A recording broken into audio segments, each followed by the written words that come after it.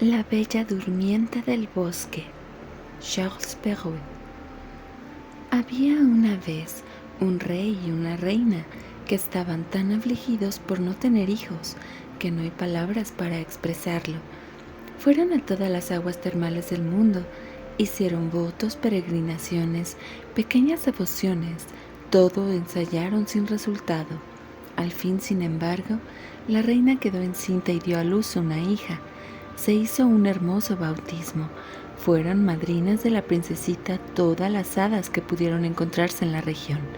Eran 7, para que cada una de ellas, al concederle un don, como era la costumbre de las hadas en aquel tiempo, colmara a la princesa de todas las perfecciones imaginables. Después de la ceremonia del bautismo, todos los invitados volvieron al palacio del rey, donde había un gran festín para las hadas.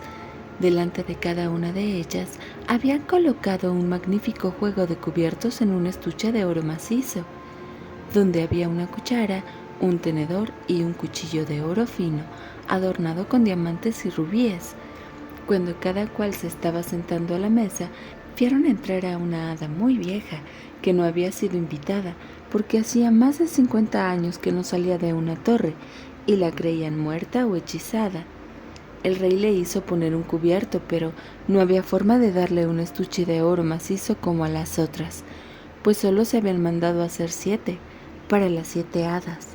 La vieja creyó que la despreciaban y murmuró entre dientes algunas amenazas. Una de las hadas jóvenes que se hallaba cerca la escuchó y, pensando que pudiera hacerle algún don enojoso a la princesita, fue apenas se levantaron de la mesa a esconderse tras la cortina, a fin de hablar la última y poder así reparar en lo posible el mal que la vieja hubiese hecho. Entretanto, las hadas comenzaron a conceder sus dones a la princesita. La primera le otorgó el don de ser la persona más bella del mundo, la siguiente el de tener el alma de un ángel, la tercera el de poseer una gracia admirable en todo lo que hiciera, la cuarta el de bailar a las 1000 maravillas, a la quinta el de cantar como un ruiseñor, y la sexta el de tocar toda clase de instrumentos musicales a la perfección. Llegado el turno de la vieja hada, ésta dijo meneando la cabeza, más por despecho que por vejez, que la princesa se pincharía la mano con un huso, lo que le causaría la muerte. Este don terrible hizo temblar a todos los asistentes y no hubo nadie que no llorara. En ese momento, el hada joven salió de su escondite y en voz alta pronunció estas palabras: «Tranquilizaos, rey y reina, vuestra hija no morirá. Es verdad que no tengo poder suficiente para deshacer por completo lo que mi antecesor ha hecho. La princesa se clavará la mano con un huso, pero en vez de morir, solo caerá en un sueño profundo, que durará 100 años, al cabo de los cuales el hijo de un rey llegará a despertarla. Para tratar de evitar la desgracia anunciada por la anciana, el rey hizo publicar de inmediato un edicto, mediante el cual, bajo pena de muerte, prohibía a toda persona hilar con huso y conservar husos en casa. Pasaron 15 o 16 años, un día en que el rey y la reina habían ido a una de sus mansiones de recreo. Sucedió que la joven princesa, correteando por el castillo, subiendo de cuarto en cuarto, llegó a lo alto de un torreón, a una pequeña buhardilla donde una anciana estaba sola hilando su copo. Esta buena mujer no había oído hablar de las prohibiciones del rey para hilar en huso. «¿Qué haces aquí, buena mujer?», dijo la princesa. «Estoy hilando, mi bella niña», le respondió la anciana, que no la conocía. «Ah, qué lindo es», replicó la princesa. «¿Cómo lo haces? Enséñame, a ver si yo también puedo».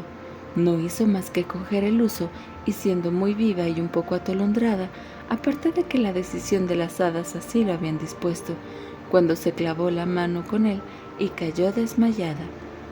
La buena anciana, muy confundida, clama socorro. Llegan a todos lados, echan agua al rostro de la princesa, la desabrochan, le golpean las manos, le frotan las sienes con agua de la reina de Hungría, pero nada la reanimaba.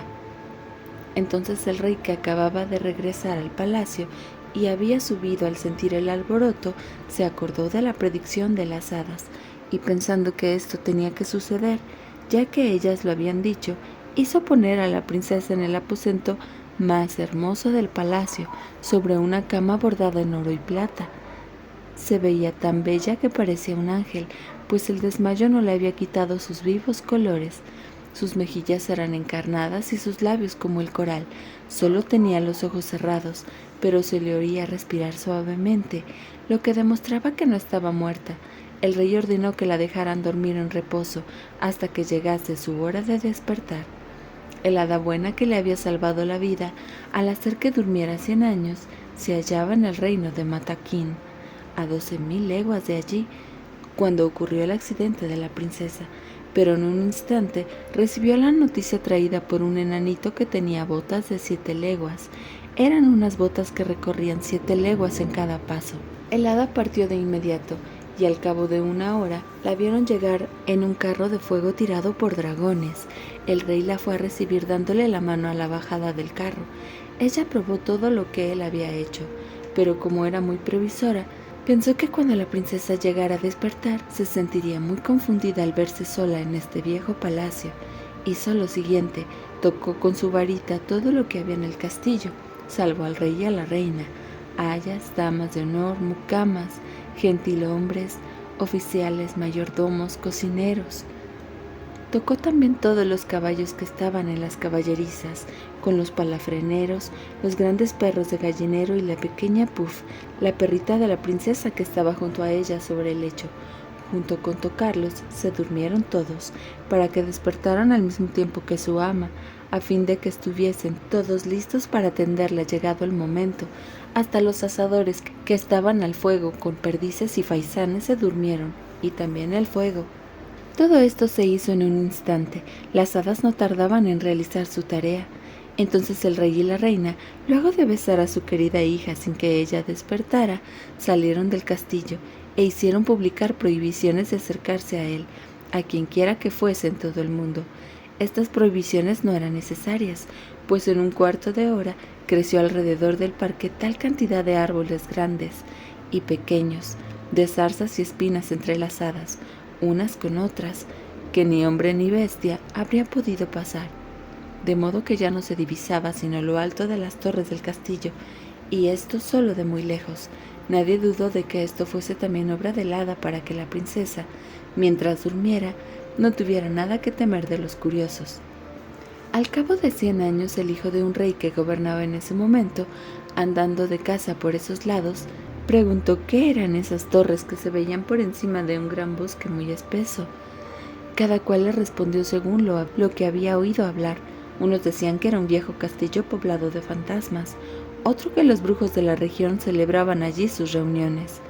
La opinión más corriente era que en ese lugar vivía un ogro y llevaba allí a cuanto niño podía atrapar para comérselo a gusto y sin que pudieran seguirlo, teniendo él solamente el poder para hacerse un camino a través del bosque.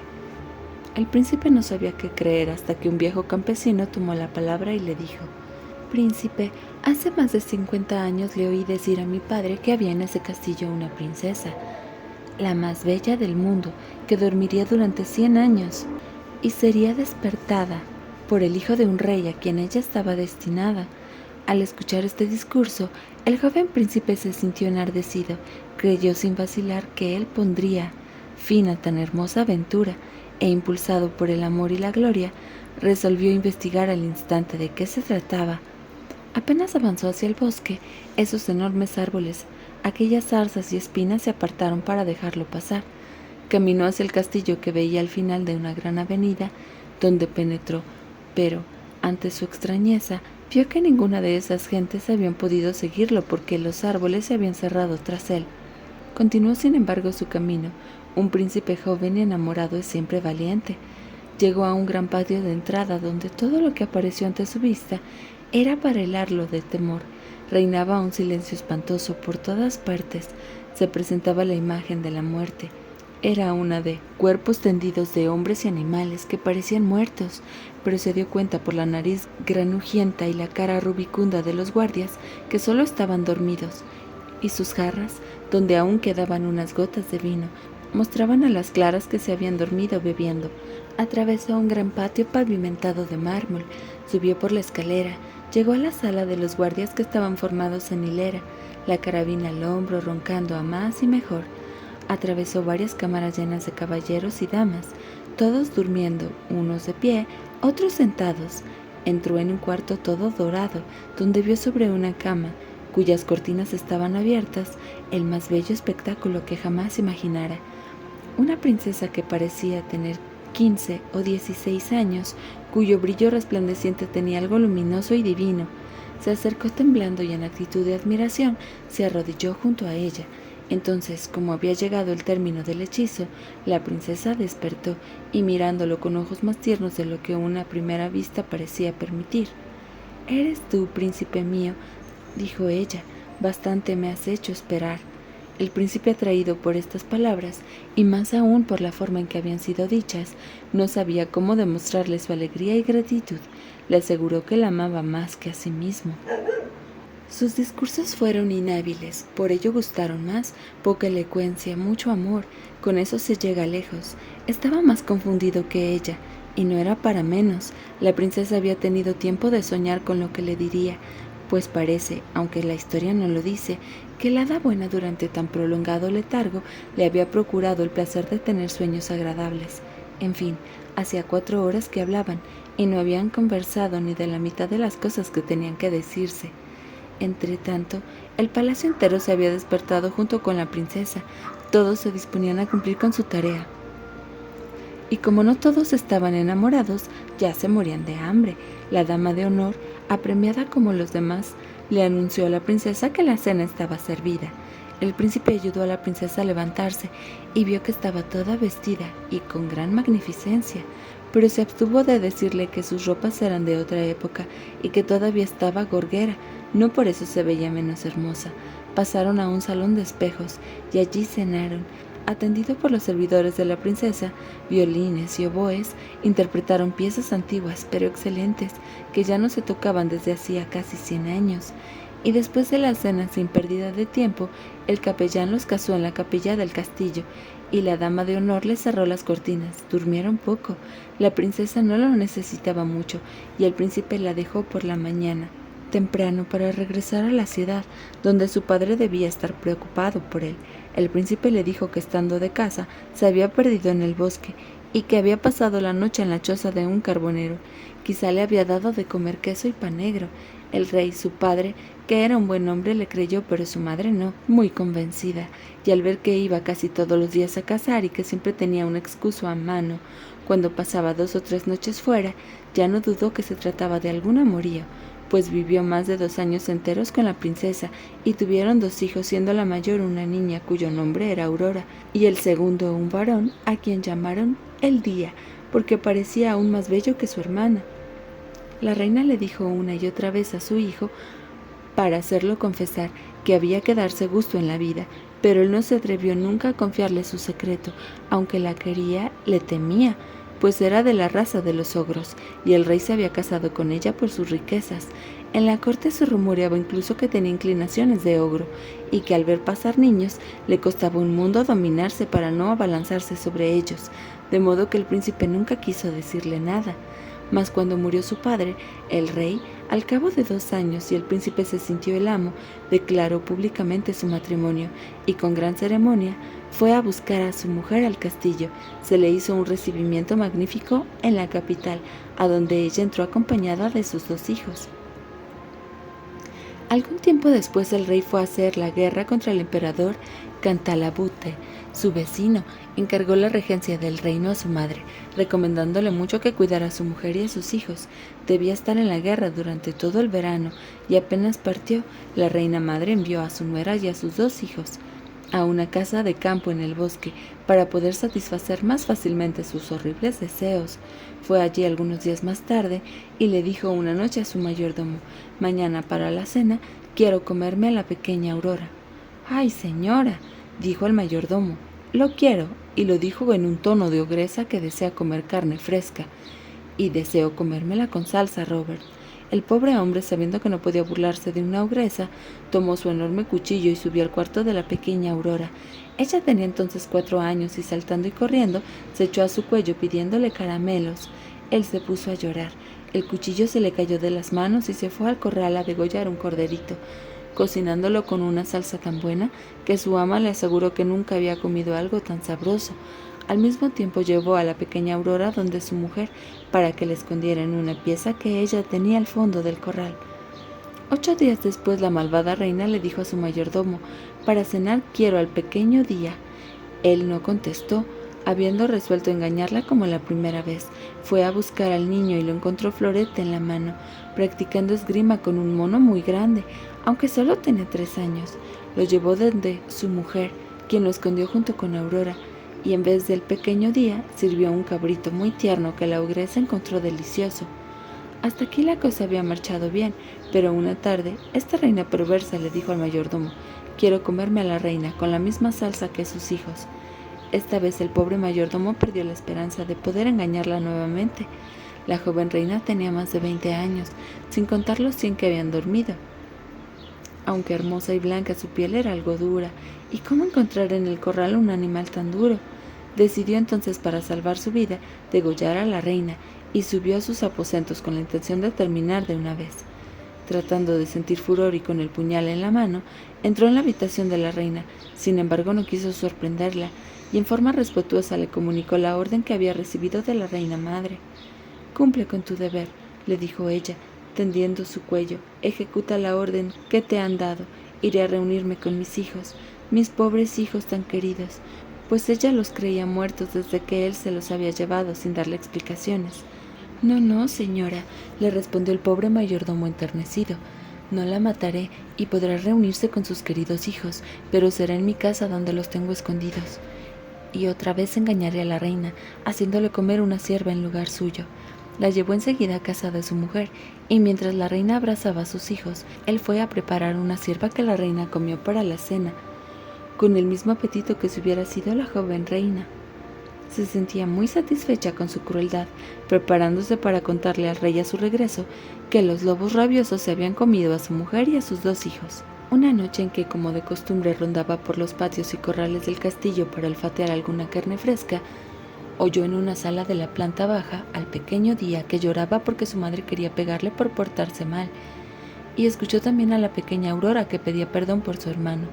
La ogresa reconoció la voz de la reina y de sus hijos, y furiosa por haber sido engañada, a primera hora de la mañana siguiente ordenó con una voz espantosa que hacía temblar a todo el mundo que pusieran al medio del patio una gran cuba, haciéndola llenar con sapos, víboras, culebras y serpientes, para echar en ella a la reina y sus niños, al mayordomo, su mujer y su criado. Había dado la orden de traerlos con las manos atadas a la espalda. Ahí estaban, y los verdugos se preparaban para echarlos a la cuba, cuando el rey, a quien no esperaban tan pronto, entró a caballo en el patio. Había viajado por la posta y preguntó atónito qué significaba ese horrible espectáculo. Nadie se atrevía a decirlo, cuando de pronto la ogresa, enfurecida al mirar lo que veía, se tiró de cabeza dentro de la cuba y en un instante fue devorada por las viles bestias que ella había mandado poner. El rey no dejó de afligirse. Era su madre, pero se consoló muy pronto con su bella esposa y sus queridos hijos. Moraleja: esperar algún tiempo para hallar un esposo rico, galante, apuesto y cariñoso parece una cosa natural, pero aguardar los 100 años en calidad de durmiente, ya no hay doncella tal que duerma tan apaciblemente. La fábula, además, parece querer enseñar que a menudo del vínculo el atrayente lazo no será menos dichoso por haberle dado un plazo, y que nada se pierde con esperar, pero la mujer con tal ardor aspira a la fe conyugal, que no tenga la fuerza ni el valor de predicarle esta moral. Nota del editor Charles Perrault. Escribía al final de sus cuentos según la costumbre del siglo XVII, una moraleja acorde a los valores de su época.